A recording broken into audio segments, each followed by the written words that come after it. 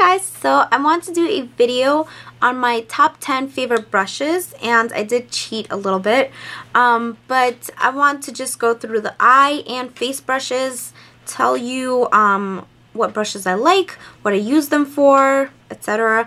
So the first brushes, I'm going to start with our eye brushes, just because I love eye brushes. I find more use for them as opposed to face brushes. So the first brush I'm going to talk about is a basic eyeshadow brush, and this is the e.l.f. eyeshadow brush, and I love this.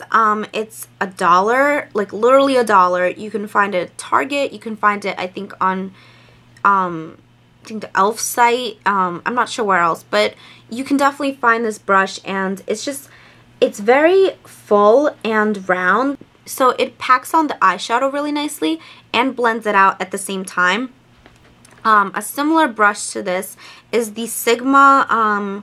They changed their numbering and I only have the old numbering, but this is the SS239, so it's just their eyeshadow brush, and I will compare. So this one is the Sigma and this is the e.l.f. one. The Sigma one is a little bit wider, so it covers just a little bit more space. They're very similar. I reach for them interchangeably. For packing on color, I love these type of brushes.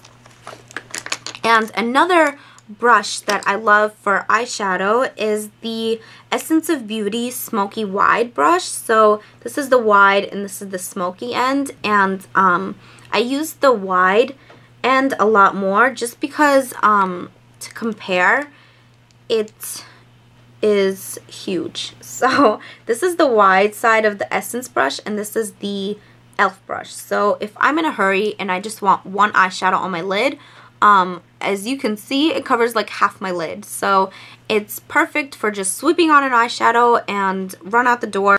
This is really nice. You can find this in CVS. I think it's like $6 and you get two really nice brushes. So I'm a really big fan of this double-ended brush. The next favorite brush, the MAC 226, and it is limited edition, but I have something similar to it that I will show.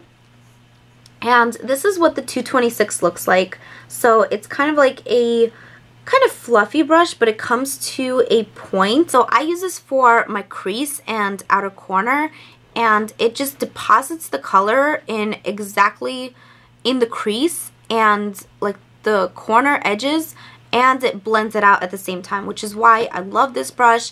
I think they should make it permanent, but if you can't get your hands on this brush, the Revlon Contour Shadow Brush is very similar. So this is the Revlon and this is the MAC one. So they're very similar. They work in very similar ways. They both come to a point on the very tip, and they are fluffy, yet they do come to that point so that you can precisely put the color in your crease.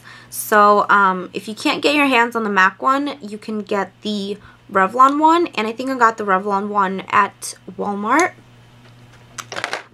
Next is my previous favorite crease brush before I discovered the MAC 226, and it's the MAC 217, and it's kind of dirty, but this is a kind of fluffy crease brush. You would put the color in your crease and kind of blend it out, but this, to compare it to the MAC 226, you can see that the 226, like I said, it comes to a point. The 217 doesn't, so it doesn't put the color in your crease as accurately. So I would find I would have color kind of like above my crease, and I would have to blend that out. With the 226, I don't have to blend it at all. But I still love the 217. It's a great brush for even packing on color, just like on the side. I use it for cream eyeshadow on my lid because it just blends it out really nicely. You can use it for under eye concealer, face concealer, setting your under eye concealer. It's a very multi-purpose brush, and highly recommend it if you're looking for a good eye brush from MAC. Next kind of crease brush, this is the Sonia Kashuk blending brush, but they have two, and I'm going to show another one. But this is the one that is kind of like a bullet. It's very kind of firm, and it's just kind of flat on top. I love this for blending out in between like the brow bone area and the crease area. If I find like the color is a little too high in the crease, I just blend it out like this, and it fits perfectly in kind of like that transition area. So this is what I use that brush for. It's amazing for that. It blends it out really nicely. The transition or like blending out color, it doesn't have to be precise, but this puts it in the exact area where I want it.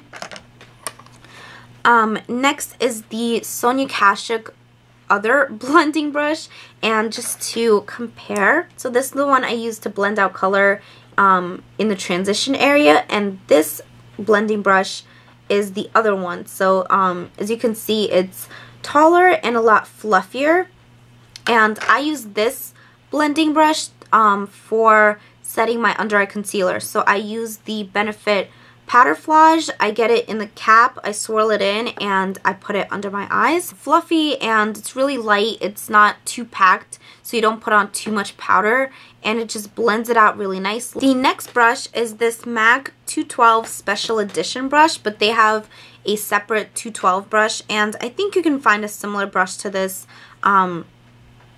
anywhere, I think. And it is just a flat liner brush. And as you can see, mine is dirty because I use my brushes.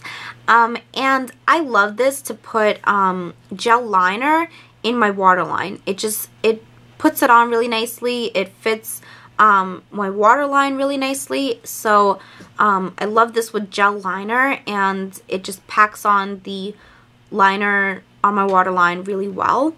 And in a pinch, I have used this on my upper lash line, but I like it better for the waterline. The last two brushes are face brushes. The Sigma F80, and it's the flat top synthetic kabuki. So this is what it looks like, and I love this for liquid foundation. I'm sure you guys have heard a ton about this brush, and believe the hype. It's a really nice brush. It's very soft. It's dense without being too dense that it doesn't blend out the foundation. I just use it in like a downward motion when I'm putting on foundation, and if I want to put like concealer on my face or something, I just dab it in like that. And it's a really nice brush. It doesn't soak up the foundation. The last brush is a crown brush, and it's the C309 Jumbo Chisel Powder, and it's just a paddle brush. It's just really wide and fluffy, just to compare to the kabuki. It's like, as you can see, it's more wide and taller, and I love using this for bronzer, and it's just like the perfect bronzer brush.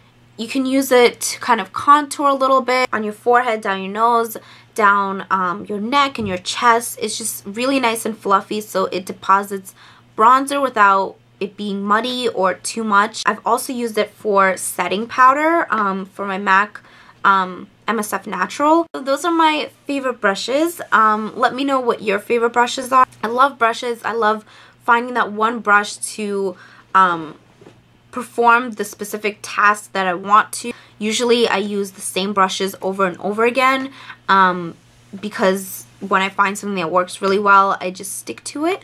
Yeah, so thank you so much for watching, and I'll talk to you guys later. Bye. The first brush, the first face, say that 3 times fast. The first face brush